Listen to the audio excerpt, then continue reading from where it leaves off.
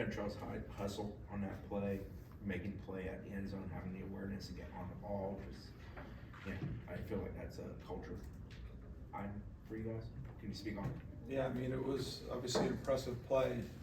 We really don't want that opportunity to present itself, but to see just who Fentrell was on that play, and obviously the hustle is what it is. The ability to just fight, to bite, scratch, get the ball out is another thing. But then to be able to establish himself back in bounds and secure the ball, it was a big momentum play in the game, and it was a play that we needed at that time, and definitely something that Fentrell showed what he's made of on that play.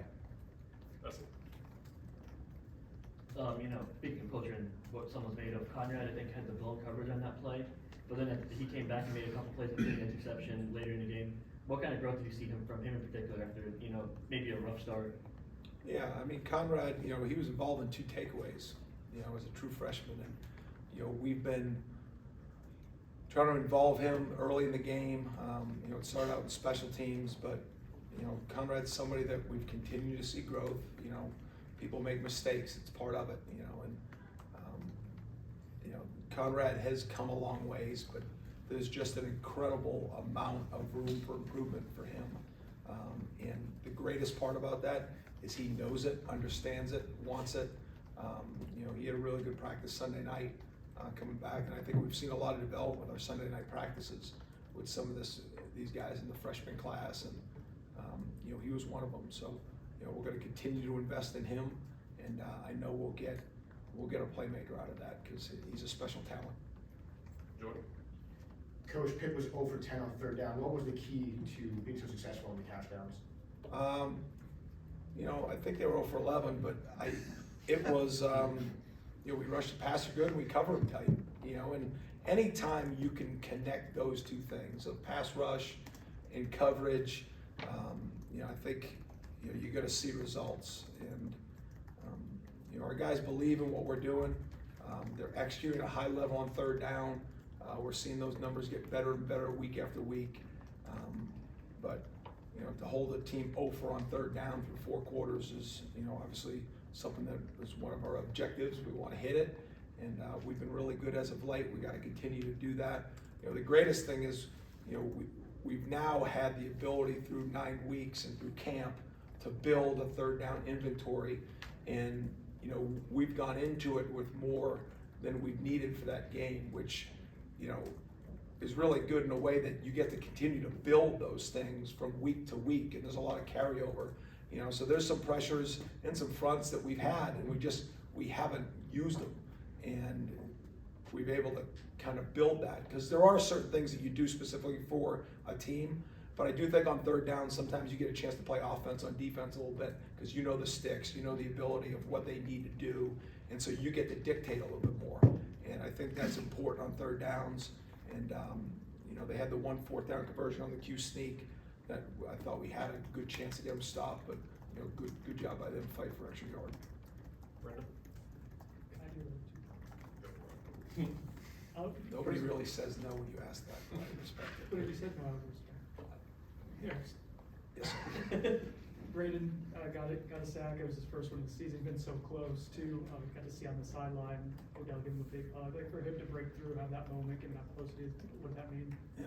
The 2-point conversion was not a sack. That doesn't count, does it? Not in the stat sheet. He's been incredible for us. And his consistency, his energy level, which is all great, right? When you talk about those things, but if they're not productive, then nobody notices. Braden's been productive. But to see him, and I can't say enough about him. He's been invaluable for us to give us quality reps. But what we're seeing 24 hours a day out of him is just impressive. And he's humbled through his success, and I know how excited. He was one of the first ones I got to after that game, and was excited for his opportunity for what's coming this week with the tradition of what this game means. And there's probably nobody in that locker room that hasn't been through it that does appreciate it more than him. And just looking forward to see what he does with this opportunity this weekend. You mentioned some of his effort has been consistent all season. Him, Fentrell, Hustle play, those are guys who you had to have really quick recruitments on in the portal. Like, how do you go about identifying that they might have those type of traits that will fit the culture? I think the human element, I think you just, we're all people, and you talk to people and you get a sense of them. And whether it's asking the right questions, whether it's listening, whether it's looking into their past and seeing how they've reacted in situations. It's not really upbringing, because we've all been dealt different hands and we've all turned out in different ways. But just, that's why I think it's important when you're recruiting people to, get in front of them as soon as possible and get in front of them in their environment. And, whether it's flying to Kalamazoo or going to Charlottesville and just spending time with them. And doesn't mean it's always gonna be perfect, but, just be able to get a good sense of their character early on in the process, so then it turns into full recruitment and not evaluation. And I think that's as critical as anything when you're making personnel decisions of who to bring into your team, is who are you getting? Because the film, you're gonna see the skill set, but the skill set only shows up if the human element is there. And I think with both those guys, we hit home runs as far as the people in that locker room. Corey? I have a quick rules question and then a real question. If Fentrell had been ruled out of bounds when he recovered that ball, wouldn't it have still been your ball? Because it was. So on the fumble. Yeah.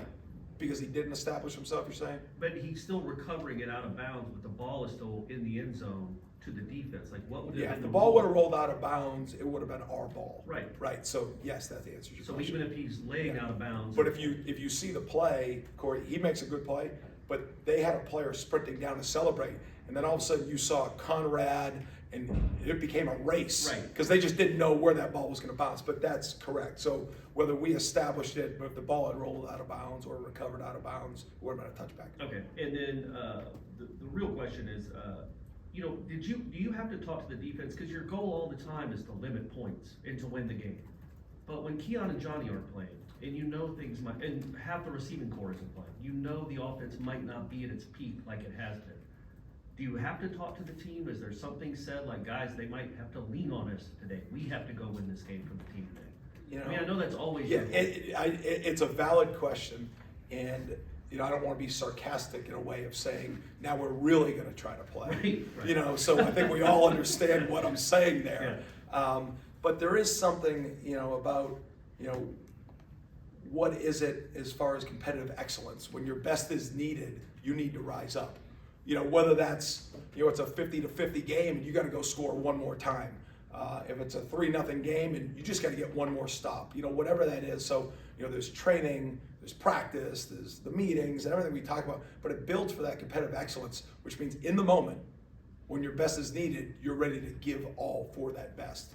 And I think those type of moments was the best way I could answer that.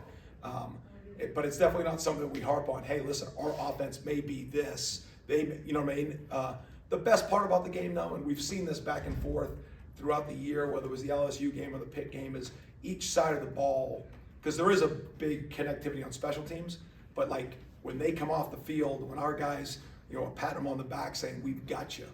And I think, because we've all seen teams where it is not that way.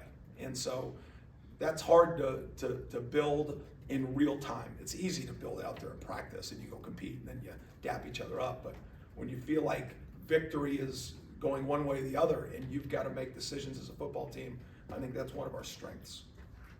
Kurt? Kalen had another sack Saturday, looks similar to the Clemson one. For a guy who, that's not his primary role, he probably doesn't have that many blitz or pass rush reps this season to be leading the team in sacks. So let's say about his value in that aspect. Yeah, well, what we try to do, and Odell does a great job. JP is my right-hand man when it comes to third downs.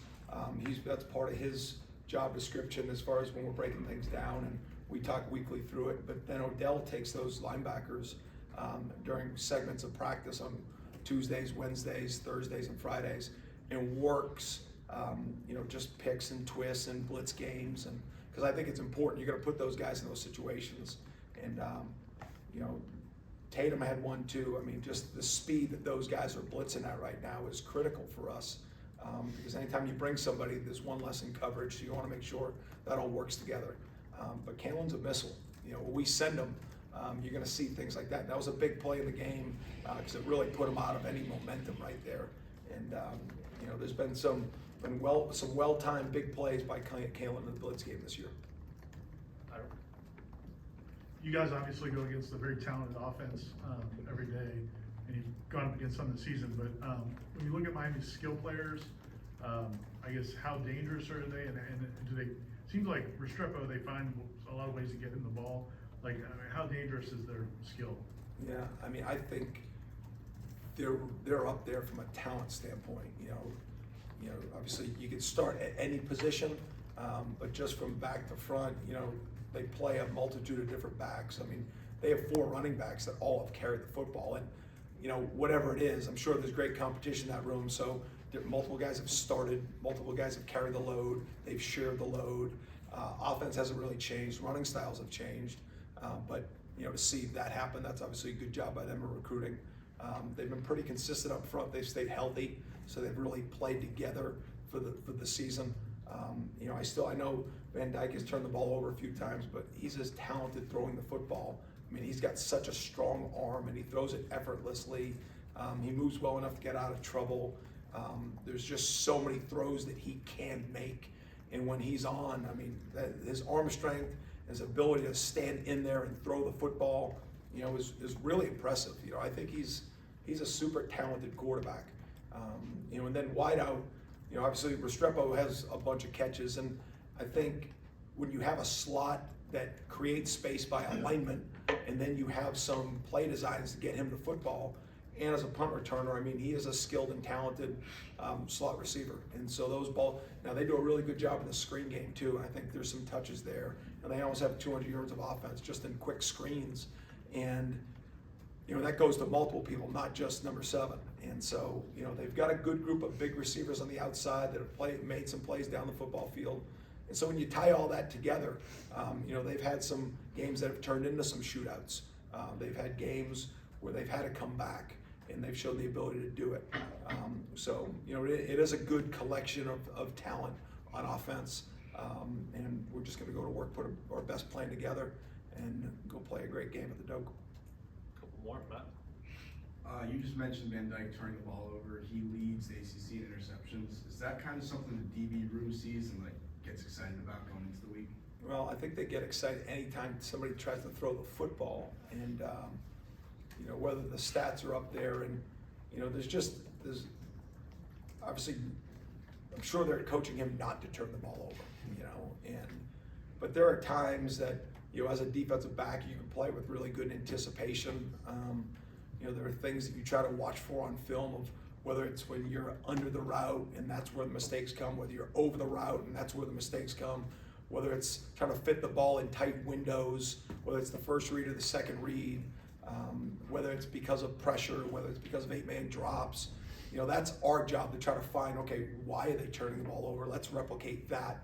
And then sometimes it's just about, you know, get a hand in the air, a tip ball, and you break on the ball and go get it. You know, we had in the Pitt game, you know, early in the game, they were a Wildcat, Cam Deloach came over, knocked the ball loose, the ball's out for half a second, and maybe most people in the stands don't realize the ball was out.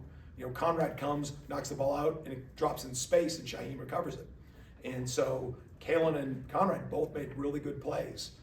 You'll never hear about Kalen's, and I'm not saying that's, you know, fans' fault or anybody's fault. It's just, it's part of the takeaway game of the habits of trying to get your hands on it. And so, you know, when you have a quarterback with a really strong arm, there comes with confidence. Some people say great throw. Some coaches say don't ever try that throw again.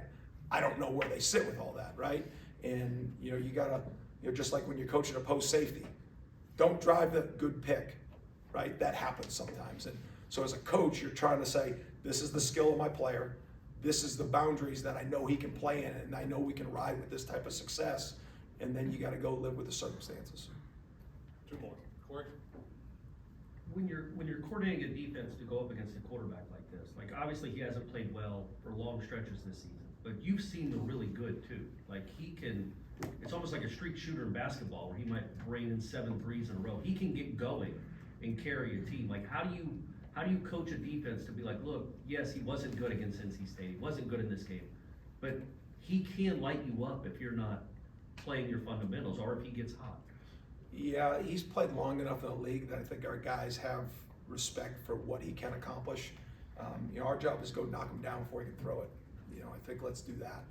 You know, and let's create great pass rush. Let's, you know, have great, you know, blitz scheme to try to get in his face, and then we've got to go create some. I think we've been really good in one-on-one contested throws for the most part. You know, we haven't made all of them, you know, but I think, you know, I've got to trust that our DBs are going to go make those plays, and we have. And so, you know, we're going to go make contested plays, and that's what we have to go do Saturday. And that comes with getting pressure too, and not allowing him to feel comfortable. You know, there's not a lot of things that he probably hasn't seen, but our job is to find a few things that he hasn't. Coach, I think this will be the 6th of 9 consecutive games you guys will be playing after coming off the bye, and you kept everybody fresh up front. I guess maybe for times like this, or would this be a game that, you know, if guys want to be out there and you feel they can maybe go a little bit more than what you've used them, this would be the opportunity to do so? Have you built up for this moment, I guess? I mean, yeah, we build up for it. You know, we're going to continue to use our guys the best way we can to win the game. You know, sometimes that has to do, you know, sometimes guys get banged up and guys play for extended amounts of time.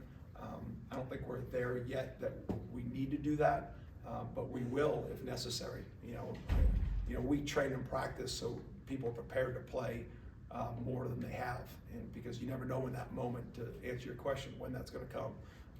You know, this will be obviously a high energy and a very aggressive environment. You know, and our guys usually love those type of games, and so we're looking forward to it. Thanks, guys. Thank See you. y'all. Appreciate Bye. it.